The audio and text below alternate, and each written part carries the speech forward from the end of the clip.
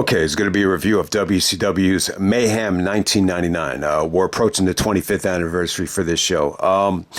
Awful show, awful experience. Would not recommend watching this thing. And since I, forced myself to sit through this whole thing, I'm going to review it. But yeah, I should have saved this for. There's definitely going to be a Chris Benoit 1999 mixtape review. Coming, I don't know how soon, but probably should have saved it for that video. This was a miserable experience. This felt like Vince Russo's first, major pay-per-view that he booked. Maybe Halloween Havoc, he was officially booker at that time, but this definitely felt like he had full creative control in terms of the booking of this show. No pun intended there with that stable. But hey, man, we're going to go all the way back to November 21st, 1999. This is from Toronto, Canada. You get Bret Hart and Chris Benoit in the main event. It sounds great as hell. Two best wrestlers of all time, arguably, in the main event in Canada. It should not get any better than this, but somehow they found a way to really, screw things up. And I don't know. I think the main event was okay. I just remember this being so much better. And, this does not compare to the Owen Hart tribute show match. Definitely. I've always thought, maybe this is a little bit under the radar, maybe slightly better because of the atmosphere, but the answer would be no. I would say Bret and Benoit from the Owen Hart tribute show on Nitro is definitely the better match. Doesn't have the shenanigans, doesn't have the interference. That's by far the better match. So, I'm glad I watched it back because I always thought it was more of a debate, actually. Air Canada Center, the home of the Raptors, home of the Maple Leafs. Shout out to Vince Carter, Hall of Fame, gets his number inducted up in the rafters. Huge fan of Vince. So great career. Could have been better, obviously, but hey, I'm a huge Vince Carter fan. We have an attendance of 13,839. I mean, great turnout, man. Great turnout for WCW. For as bad as WCW was in 1999, they still had, this still felt like a mega blockbuster mainstream company, from all over the place. So I do want to kind of reflect on some of the stuff from Who Killed WCW. I wanted to go into like a deep dive and review that, but something weird happened with the last episode. They never really officially, put it on demand, at least on cable. I don't know why. So there's a lot of stuff on that episode that I really wanted to analyze, like the Bischoff stuff and the sale that kind of fell through. And obviously what really, screwed things up is the merging with AOL and Time Warner. That one guy just, the most important guy just was not a wrestling fan and, just wanted to put the axe to it. So it's a little bit of a frustrating situation, but it really, the interesting thing about everything that transpired in that episode, the biggest question mark is, how come it only sold for, such a little price? I think Vince bought the media library for like $2 million. So it just, what really would interest me is how come the value, went down so much after how high it was in, 1998. I definitely, when you look at a show like this, it's like, all right, no wonder. All right. So this would be your answer. So, but hey, man, let's get right down to it. This is WCW's Mayhem 1999. In terms of the buy rate here, it does a 0.45 buy rate. This is equivalent to, I think, like 175,000 buys. So, not a terrible buy rate, but hey, man, this is nowhere near, what Survivor Series does. I think Survivor Series is doing like 450 at the time. But yeah, man, let's get right down to it. First match of the night. This was good, man. The first thing on the show, we have Chris Benoit taking on Jeff Jarrett. This is a tournament semifinal match. So Jarrett comes out there with creative control. There's a lot of Jarrett on this show. Even though, Vince Russo and Jarrett are bickering at each other, throughout the show after this match, you could clearly see Vince has huge plans for Jarrett because he was heavily involved with, half of the matches on the show with that creative control segment. But hey, man, Benoit gets a great hero's welcome in Canada. He's wearing the maple leaf on the back of his tights. I thought this was red hot. I thought this was good stuff. It was good while it lasted. I mean, there's a little bit of a wacky finish here with the guitar, but I got to say, possibly the match of the night. I definitely think Jarrett is good. When he's in there with the superior worker, he's a good bumper for, awesome workers like Shawn Michaels, Chris Benoit, AJ Styles. I mean, you name it. I think Jarrett could have, really good matches with great wrestlers. I just don't think he could carry subpar talent, to watchable stuff. So, hey, man, the Benoit Jarrett match, you actually had a great crowd here, and the crowd definitely, was taken out of the show big time as soon as we move on from here. I'm just going to jump along to the other semifinal match. So, this is like in the middle of the show, too. I don't like the way they book this. You have the semifinal match to open the show, and then in the middle of the card, this is where they do the other semifinal match. It's a little bit weird. I don't think I've ever seen anything like this. Anytime you see a King of the Ring or a tournament, you want to do the semifinal matches, I think, back to back. I don't know why they did this. It just confused people. And that's the other thing, too. I think if Bret, Bret is really getting up there in age. So to actually ask him to wrestle, two marquee matches on a pay-per-view, I think that's, asking for a lot. So we get Bret Hart and Sting, very disappointing match. This just felt like Bret Hart and WCW. Sting is actually wrestling with the T-shirt on. Sting didn't look the most motivated I've ever seen him. I think the match was, definitely okay. I think what saved this thing is the restart. They do this really awful finish with Lex Luger coming in there with Liz. And, Lex actually causes Sting to get disqualified. So, Lex and Bret rekindle their history. At the same time, Lex and Sting are, somewhat, best friends over the years. But, Lex actually turns on Sting here. Bret doesn't want to take the victory by DQ. And, insist that the referee restarts the match. And I think the ending was okay. Sting actually taps to the sharpshooter. This kind of, ties into the fact that a lot of people thought Sting was taken advantage of. I don't like the fact that Sting actually tapped here in a match against Bret. That's not even the main event. I think there could have been a much creative way to get out of this thing. But hey, get Bret Hart and Sting. I got to say, disappointing match. Nowhere near as good as it could have been. I think if this match had happened in, AEW or WWE, I don't know, under any other booker, it could have been a lot better. But this just felt like the magic was gone, I think, from both guys. And I'm just going to jump right to the main event, and then we'll go back to the rest of the card. All right, so the main event, we have Bret Hart taking on Chris Benoit, the tournament finals here. Okay, so when the match started, I think they got off to a good start. I think there was somewhat of a,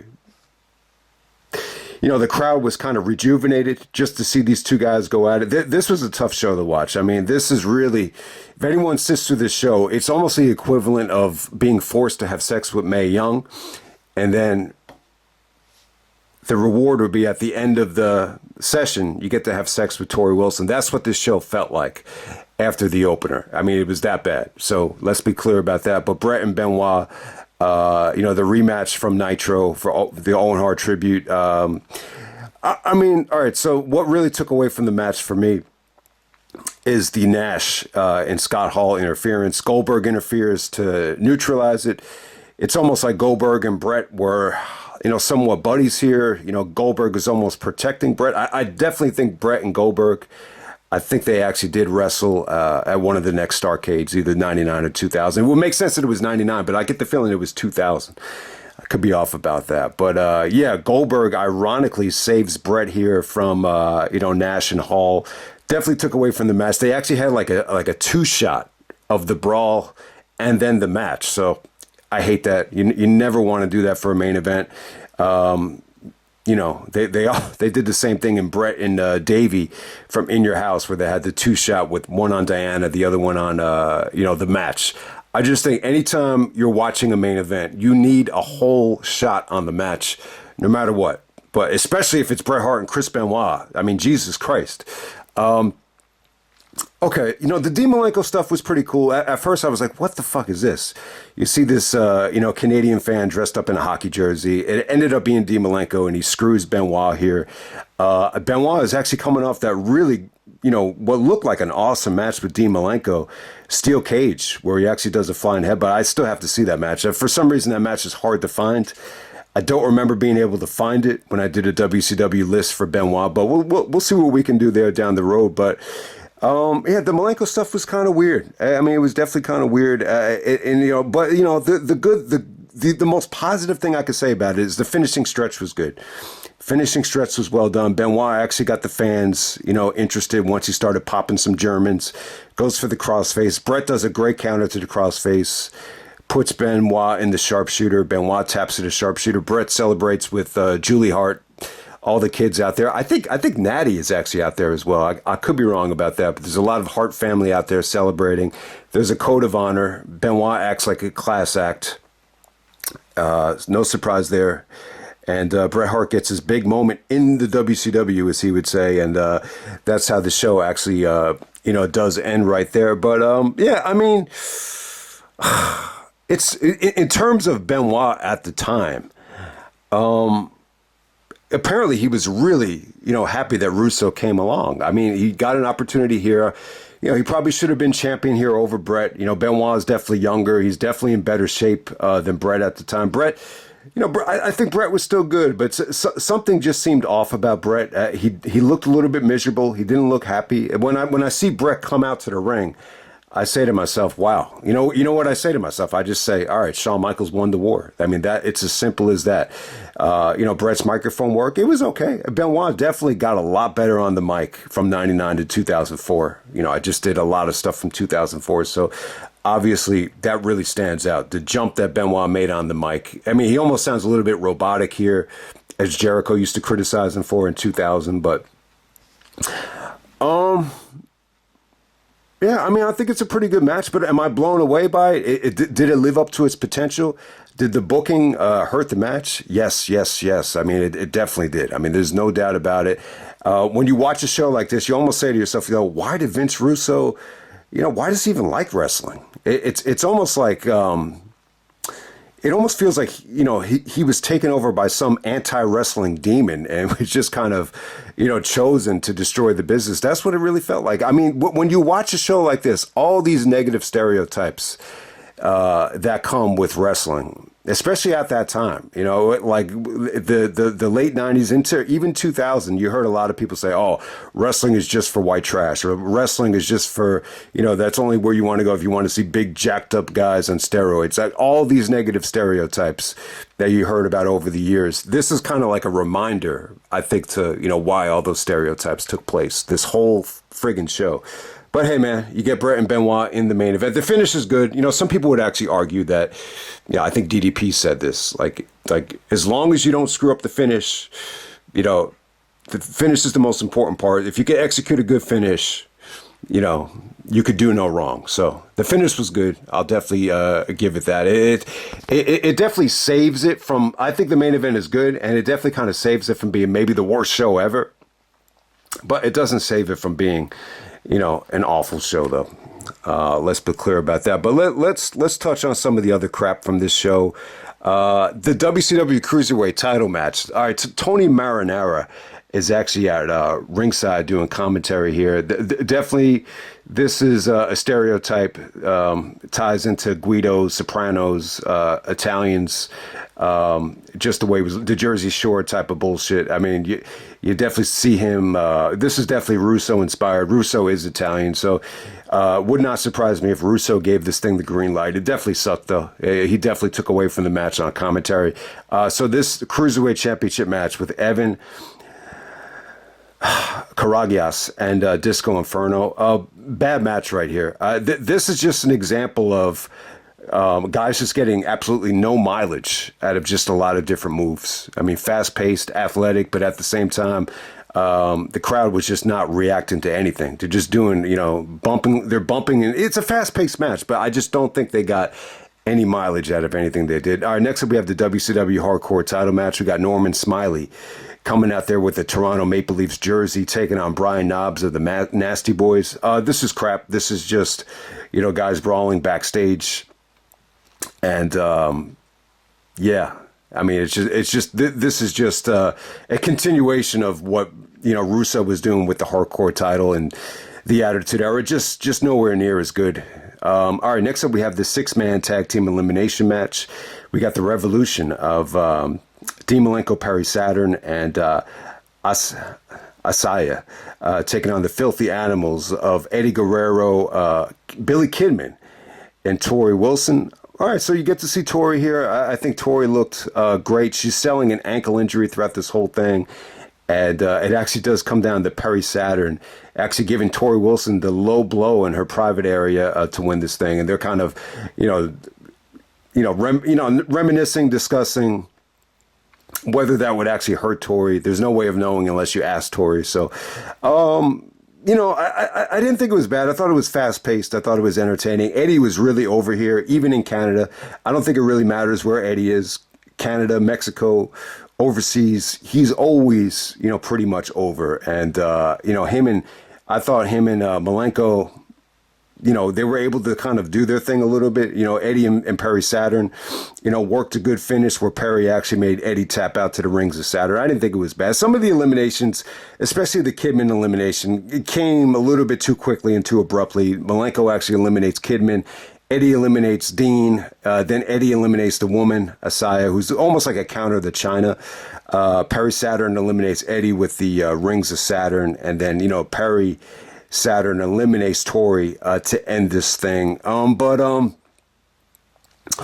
Torrie stuff is kind of weird. You almost had the feeling that Torrie was going to do a turn. This, it felt like Russo was going to do that here. That would have been really, really forced if it did come off. But, you had the idea in the back of your mind that Torrie was really going to turn on the, Filthy Animals here. But it actually did not happen. But, hey, thumbs up to Torrie. I thought she looked incredible. As always, the girl is just one of the most amazing things I've ever seen. So thumbs up there. Next up, we have Buff Bagwell taking on Curt Henning. The match wasn't good, man. The loser must retire. Yeah, man, this just never really got going for me. It was weird, though, because the fans hated this. But as soon as it was over, Curt Henning got a standing ovation. Like the fans legitimately bought into him. Actually, calling it quits here. Henning, I think, had a rough 99. You remember this year for the feud with Master P, the rap is crap stuff. I do remember that getting a lot of attention. So, hey, I think the fans in Canada, they're smart enough to remember that Bret had tremendous amount of respect for Curt Henning. Obviously, they remember the SummerSlam match, maybe the King of the Ring match. Maybe that's why Henning got such a great ovation here. But the match was tough to watch while it lasted. And then we have Bret Hart, defeating Sting in a little bit under 10 minutes, which was very disappointing, but it was still one of the better things on the show. All right, the worst thing of the night was probably Vampiro taking on Berlyn, coming out there with the wall, the chain match. This was bad, man. This was just bad stuff. This was just not engaging. I don't even know what I was watching out there. This just felt like a mess. Everybody was allowed to interfere. But Vampiro goes over Berlyn in a little bit under 5 minutes. Next up, you have Meng taking on the Total Package, Lex Luger. This is where Elizabeth turns on Lex. Meng goes over. I thought the match was horrible, though. I mean, there really wasn't one thing that impressed me here. Meng was just, offensively, he was just really one-dimensional, just kind of choking, Lex the whole match. But Lex actually does get sprayed by the lovely Elizabeth here. Their chemistry backstage was kind of weird. I don't know what it is with Liz. I don't get what the attraction was with Lex. She seemed miserable at the time, and you almost say to yourself, like, why were they even a couple? But hey, it is what it is. Next up, we have the WCW US title, WCW TV title match.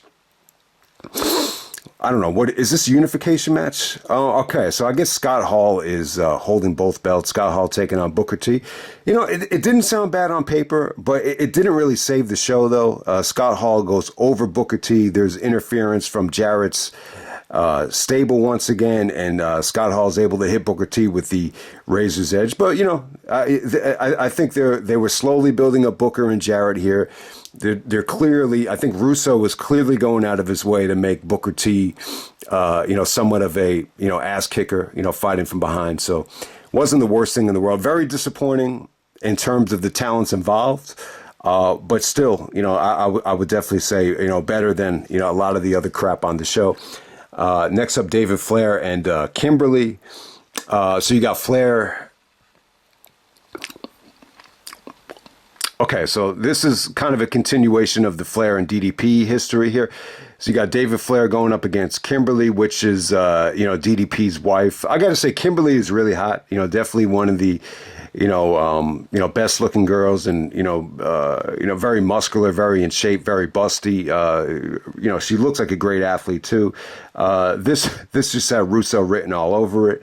The only thing I can really remember here is the match starts out like Kimberly wants to give David Flair a blowjob, and then she turns on him, and then it just gets a little bit wacky here, and it ends with David Flair, putting Arn Anderson out on a stretcher. So there you go. You have history there with Flair, DDP, and Arn Anderson. DDP doesn't make an appearance, but he's involved in the storyline, I believe. All right, next up, and we'll just end it right here. We have Goldberg and Sid, the I Quit match. I got to say, fun atmosphere. The fans are shitting on Goldberg because they're in Canada. Lots of Goldberg sucks chants. Sid is pretty over in Canada, for the most part. And I Quit match. Apparently, this actually was really disappointing compared to Halloween Havoc. Apparently, at Halloween Havoc, there was a little bit of juice in the feud, and it was a bloodbath, and it was actually surprisingly good. This is a little bit weird. This is more about Goldberg really experimenting with some MMA submissions, leg locks, and it ends up actually winning by sleeper. Controversy, though, saying Sid didn't actually tap here, so it's a little bit controversial. But yeah, I mean, it just never really, I don't think this is the match that people expected. I think, the idea of Goldberg and Sid, one-on-one, it's tough, man. Sean even said these are the two toughest guys he ever had to move. Obviously, they had a match that was surprisingly good. So, but hey, compared to the rest of the show, I think the atmosphere really carried this thing. It wasn't that bad of a match. I think the ending is what people are going to bitch about the most. But, Goldberg and Sid, their chemistry actually was not that bad when you consider, the talents involved. But I'll pretty much just end it right there, guys. I mean, I really wanted to talk about the Who Killed WCW thing, but there's just a lot of stuff I really need to go back to. That last episode never got uploaded.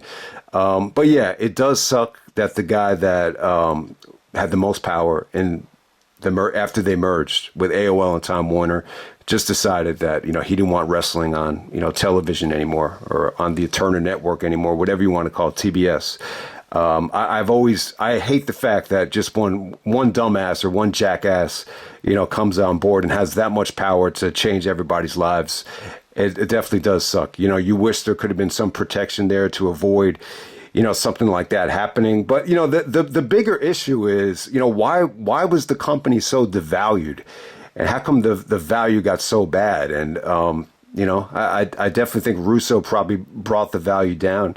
I think the idea of him, putting on a product like this, this is definitely not going to appeal to advertisers. It feels like crap, but at the same time, it's not exactly, family friendly either. So I could definitely see how advertisers were turned off by this product, not to mention, you feel like you're just, being forced to, watch crap here. So I think that had a lot to do with it. I just, the thing that really, baffles me too is with the Bischoff thing. I mean, clearly Bischoff, it's a little bit of a different situation than Vince. I mean, I get the mindset.